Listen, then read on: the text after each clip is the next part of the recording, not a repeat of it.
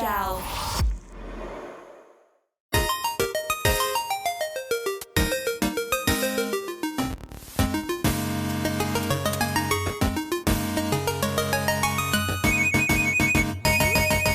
Okay, so hear me out. Let me cook for this episode, all right? Today we're going to look back at one of the quirkiest game series out there, but equally one of my favorites. A game that actually got me excited to be an otaku and to visit Akihabara. So yes, you've guessed it. Today, we're going to be talking about the Akiba Trip series. Let's get the disclaimer out of the way so we can talk about the game. For you new folks, GALP is a weekly gaming discussion podcast under the GALP Podcast Network. We talk about all sorts of games from big AAA titles all the way to awesome indie games, but our forte is Japanese games, so expect that a lot. We can be found anywhere where you listen to podcasts, including Spotify, Amazon Podcasts, Apple Podcasts, and now on YouTube. Whilst you're there, be sure to give us a 5-star review. And remember, if you want to join in on the fun, then follow us on all of our socials: Blue Sky, TikTok, Insta, and X, all at Gal Podcasts. So I bought this game way before we were getting review code from Reef Entertainment. At the time, this game was being published by NIS America, despite it being published by Xseed Games in North America. Xseed, for those that don't know, is the Marvelous equivalent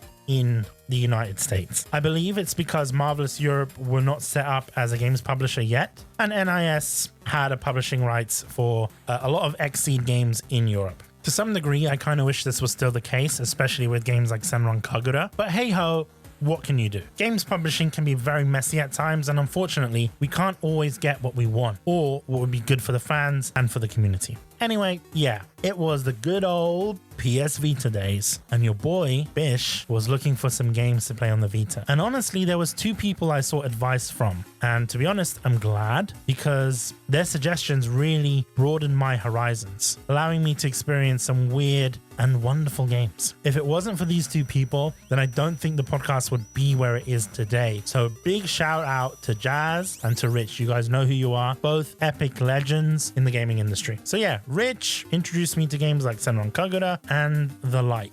And Jazz was always upselling me the latest NIS America game at MCM Expo. And I'd buy it and I'd produce content on it. Because back then, I didn't know that codes were a thing, okay? And Jazz never told me until right before he was about to leave. And it wasn't until Melissa joined Reef Entertainment that I actually started getting codes. It was Melissa, was the one that reached out to me and said, hey, do you want a code for, I think it was for like Danganronpa or something like that. She was the one that actually reached out to me and said, hey, do you want codes? Jazz never get me codes, all right? He made me buy the games. I'm a little bit annoyed by that. But you know what? Even though he made me buy those games, he never suggested a game that I would not enjoy. He kept me humble. He knows his stuff. Anyway, the year is 2014. We were scheduled recordings with NIS, and Jazz turns to me and says, you really need to play Akiba's Trip. You'll really enjoy it. And the moment Jazz says that, you'll really enjoy it, know that you're in for a banger. Like, know that you will absolutely love this game. So I bought it on Vita, and I spent hours and hours and hours and hours just playing this game. It was absolutely right up my alley. Anyway, enough nostalgia, Bish. Why are you talking about this game almost 11 years after its initial release? Well, I always wanted to play this game on the big screen because of this weird publisher issue. It had never gone on sale. It was selling at full price for about 5 or 6 years, and I wasn't about to drop £50 for a 10-year-old game. I'm sorry. The only game that I think I've spent that much money on for a 10-year-old game was Lollipop Chainsaw, and they re-released it. Actually, expect an episode on Lollipop Chainsaw soon, because I am really intrigued to talk about the differences and all that kind of stuff. Anyway, let's get back into this game, because that's why you're here. Hope was almost lost, because for some reason, these niche titles never go on sale. For example, Samurai Maiden. How is that game still £50? I haven't seen it on sale once. Come on, D3 publisher, put it on sale. Okay, sale run over. I pulled the trigger and I bought Akiba Strip Undressed and Undead, aka Akiba Strip 2, known in Japan, for £28 on the PlayStation Store. Mind you, I also own this game on the Vita, physically. That's why I didn't want to spend full price on this game again. I'd only found out about the PlayStation 4 version because there are certain stores you can't access in the PS Vita version unless unless you have the PS4 version, or at least I was told this. Akiba's Trip 2, otherwise known as Akiba's Trip, Undead and Undressed, was originally released on the PS Vita and PlayStation 3 in August 2014, with the PS4 version releasing a year later in November 2015. It's also a sequel to the popular PSP game Akiba's Trip, which we got remastered on the PS4 and Nintendo Switch. Honestly, Akiba's Trip 2 Undead and Undressed is a standalone game, in my opinion. You don't need to have any prior knowledge to the previous title to actually enjoy it and fall in love with the series. Hence why they didn't call it Akiba's Trip 2. They just gave it its own name. If you've played Akiba's Trip Undead and Undressed, then I highly recommend you don't play the original Akiba's Trip. It's a disappointment of a game. It felt like they just upscaled the resolution of the PSP game and called it a day. It was a very lazy remaster, and the mechanics are so clunky. It had a lot of dropped frames. So let's forget that that game exists, because Akiba's Trip 2 is all that matters in this conversation. The game is set in an area of Tokyo known as Akihabara, where you find all things otaku. If you've ever been to Japan around this time, you'll find that this game is an almost one-to-one recreation of Akiba, with over 130 real shops you can actually visit. In fact, the development team have kept a lot of what makes Akiba intact, including buildings, real-life shops, and actual real advertisements found in Akiba. Bear in mind, if you've been to Akiba recently, or, if you've never been and only seen images of Akiba or videos online, bear in mind that Akiba has changed a lot. But this game is basically a snapshot of 2012 to 2014 Akiba. For example, the Sega arcades are still present in this game. And they actually, I think they must have licensed it from Sega to include it as the Sega arcades. There are some shops that have different names. There is Don Quixote in there, which at the time I didn't know what Don Quixote was. I was like, what the hell is this? Don Quixote is there, but they changed the name and they slightly changed the mascot so that they don't use the real Don Quixote, but there's still a lot of real places. Made Dreaming, for example, is a real shop that you can visit in the game, and it's actually there in Akiba as well. The game's story is really quirky, but it's all a bit of fun. Basically, the district is plagued with these sort of vampires known as synthesizers. I don't know how to pronounce it really, but I call them vampires, right? Because they hate the sunlight. It's also your job to run around Akiba and expose them. Get it? Because you rip their clothes right off. That's why the game is called Akiba's Trip. Yeah. No, actually, I don't know if that's a coincidence or not, but basically, you go around with weapons that you find and can purchase as well, and just go around stripping characters. It's really crazy. Some characters are not vampires, and the ones that are just melt in the sun. It's very satisfying. The combat is also incredibly satisfying as well. It's very basic, but it's basically kind of like, I don't know if you've ever played Wii Sport. Let me cook here. If you ever played Wii Sports and you had like the boxing game where you hit like certain parts of the punching bag, and then like once you hit a certain part of it, the bag explodes. It's kind of like that. There's certain areas that you can target, like you can target the head, you can target the chest, the trousers, etc. And your aim is basically to strip each part off. So for example, some characters might have some sort of headgear or armor or whatever. It's all kind of classed as armor effectively, but they might have some sort of headgear like headphones, right? But you can't really expose them unless you remove their shirt and their trousers, or before you remove the headphones, right? And they can still survive with that. So there's that kind of element as well. That can get a bit annoying. As a result, you do get different moves. So there is low moves, right? There's like a low kick, like a medium punch, and like some grabbing moves as well, so that you can actually effectively strip those characters once you've dealt enough damage to that area of the body. One thing that I thought was very interesting is that the game has a lot of customization features, almost to its own detriment. For example, there is a photo mode in the game, which is pretty cool. So you can kind of take pictures in front of Akiba and whatnot. But why do I need to change the contrast and the brightness and all of these different filters? I found when I booted the game up for the first time, it was incredibly washed out versus playing it on the Vita on an OLED screen. That was just my opinion. I liked how it looked on the Vita. I didn't like how it looked on the PS4. It took me a while to get the settings to how I normally would play this game. And I noticed all of these different filters. I was like, what is this? This is all fluff. Just remove it. We don't need it. I believe also the Vita had like an AR card system. You can probably find these cards online. I used to Google it, and you use a Vita screen and you scan a QR code, and it basically has these characters pop up in virtual space, which is really cool.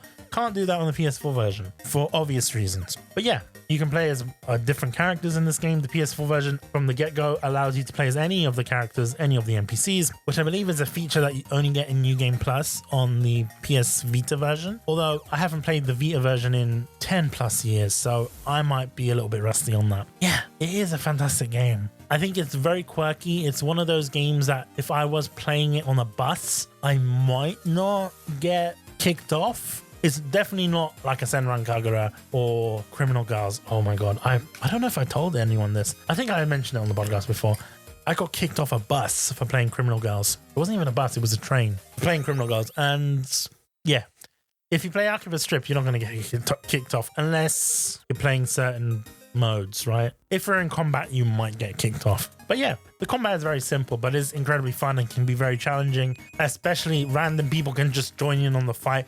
Policemen can just randomly join in on the fight and arrest you as well. And obviously you get fined. It's kind of like GTA in that sense. Pretty cool. But in this game, the fines mean a lot more because it's very difficult to get money, especially early on. So be careful. Don't be having fights around the police. Always have your fights in the back alleys of Akiba, kind of like a Yakuza almost. I think one of my favorite parts about Akiba Strip was the recreation of Akiba. I've been to Akiba and it's pretty much a one-to-one recreation. Bear in mind, I haven't been to Akiba during that time period, so I don't really have anything to compare, but it is very faithful. If you memorize the map in this game and all the different alleyways and things like that, you pretty much find your way around Akiba very easily. You know, I remember when I went there and it's like, you're noticing things for the first time, you're like, oh my god, this is amazing. I think, personally for me, that we need an Akiba Strip 3 and actually forget about Akiba. Well, actually, no, the game is based in Akiba, but have it focus on different otaku areas in Japan. Like, if you had an Akiba Strip 3, have it focused in Osaka, in Denden Town, or just in Osaka in general, because Osaka's a lot smaller than Tokyo. And imagine if they were making this game on like the PS5 and PC and like modern consoles, right? Where you can actually have it a lot larger and just focus the game on Osaka in Denden Town, right? Nanba area. And then, you know, visit Dotonbori and like actually get to explore Osaka a bit more, which I think I'd really enjoy personally. I would like to see that. I'd like to see this series thrive, and it's very unfortunate that it's pretty much not going to continue. The reason why I say that is because I don't think that there is an appetite for this type of game anymore. It's kind of stuck back in 2012, effectively. That era of gaming was very different. For many reasons, I guess maybe it's not palatable, but also at the same time, it's a very basic game, and it relies very heavily on fan service and fans of a series in general that are pretty much sort of desolate, I guess, because there hasn't been an actual quote-unquote new game for about 12 years now. We did get a remake, but that was just basically done for an anniversary, and I imagine also to keep hold of publishing rights or whatever. So Akiba Strip, a game, kind of has its fate to be part of the annals of history. Annals of history? I don't know.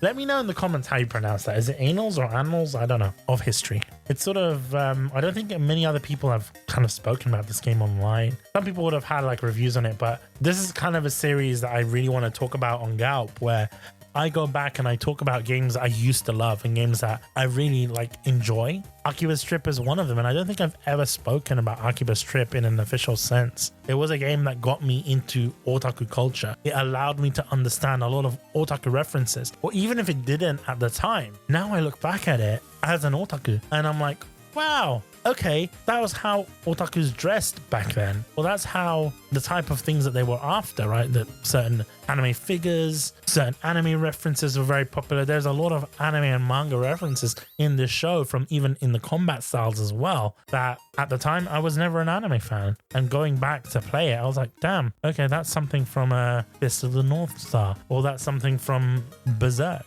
You know what I mean? That there's a lot of anime references in this game, and just like a treasure trove of otaku knowledge. That makes sense. Akiba's Trip, Undressed and Undead. You can buy it on the PS4. I believe it's also on PC and on the Vita. If you have a Vita and you want to dust it off, you can still play it on that. And there's also a PlayStation 3 version knocking around, but I don't know if that's got a physical release or not. Definitely in Japan it does, but hope you guys enjoyed this episode of GALP. I don't know what we're going to be talking about next week, but I do want to continue this little series on games that have sort of been forgotten in the modern era, and maybe we might do a Senran episode. I've spoken about Senran during the release of Senran, but I think I might want to do another episode where I talk about my love for Senran and how I got into it, because I was talking about the games in a review sense. I never spoke about the games from a personal sense, and I'm kind of tearing up a little bit just by saying it. But that game series means so much because it allowed GALP to propel to another level. And especially now with 15 years of the podcast, we wouldn't be where we are today without games like Senran, without games like Akiba's Trip, without games that are weird and quirky and wonderful. So hope you guys enjoyed this episode, and we will see you next week.